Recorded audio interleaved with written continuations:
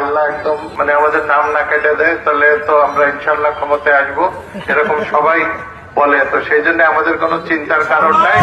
আপনারা বিএনপির সাথে থাকেন, নির্বাচন আর বেশি দিন নাই, জানেন যে ফেব্রুয়ারি মাসের নির্বাচন। আপনারা সবাই যারা আমাদের বিএনপির এক একজন, আপনারা সবাই নেতা, আপনারা আপনাদের নিজ নিজ এলাকায় যে দলকে আরো বড় করতে হবে, বিভিন্ন দলের লোককে বা গ্রুপে যারা আছে তাদেরকে বোঝাই নিয়ে আপনারা আসবেন। আমাকে যদি নমিনেশন দেয়, নয়ন আমার সাথে কাজ করবে, যদি নয়নকে দেয় আমরা নয়নের জন্য কাজ করব, আমরা ধানের শীষের জন্য কাজ করব। আমরা দল ভাঙতে চাই না। যারা দল ভাঙতেছে চায় তাদের সাথে দয়া করে আপনারা থাকবেন না, দলটাকে শক্তিশালী করেন। কারণ এখন বুঝতে হবে যে আওয়ামী লীগ নির্বাচনে নাই, বাট আওয়ামী লীগের এই ভোটগুলো কোথায় যাবে?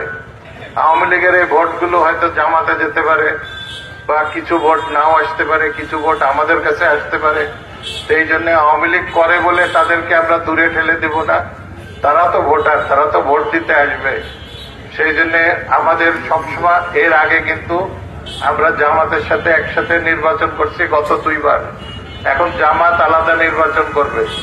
জামাত আলাদা নির্বাচনে জামাতের কোনো ইতিহাস তেমন নাই। আলাদা একবার নির্বাচন করে তারা খুব একটা বেশি ভোট পায় নাই। তো সেজন্য জামাতকে আমাদের এত ভয় পাওয়ার কোনো কিছু নাই। সাধারণ জনগণকে বুঝাতে হবে বিএনপির ইতিহাস আছে, কাজের রেকর্ড আছে। জামাত তারা ধর্মের কথা বলে ঠিক আছে, কিন্তু আমাদের বাংলাদেশের জনসংখ্যার 50% হলো মহিলা।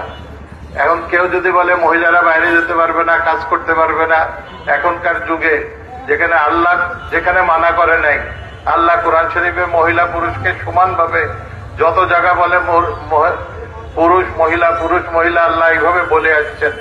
তো সেইখানে আমরা যদি চাই যে না এখন মহিলারা ঘরের থেকে বেরোবে না, মহিলারা সব ঘরে থাকবে, তাহলে তো আর এই সংসার, এই দেশের ডেভেলপমেন্ট কোনোটাই হবে না।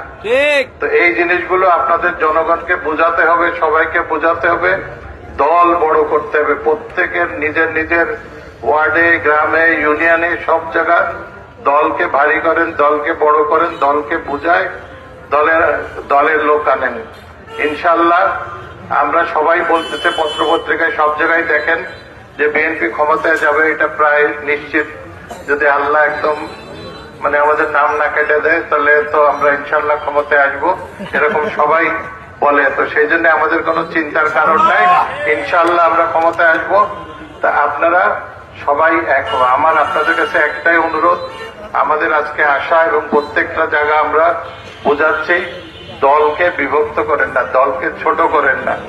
নিজেদের ভিতরে ভুল বোঝাবুঝি যা ছিল মিলমিশ করে দলটাকে বড় করার চেষ্টা করেন, যাতে আমরা আবার এইখানে যেরকম আমাদের এক সময়টা বিএনপির ঘাঁটি ছিল, আমরা যেন আবার এই সিট আবার দখল করতে পারি। আপনাদের সবাইকে ধন্যবাদ। খোদা হাফেজ। বাংলাদেশ জিন্দাবাদ। বাংলাদেশ জাতীয়তাবাদী দল জিন্দাবাদ। সবেতনার্থীবৃন্দ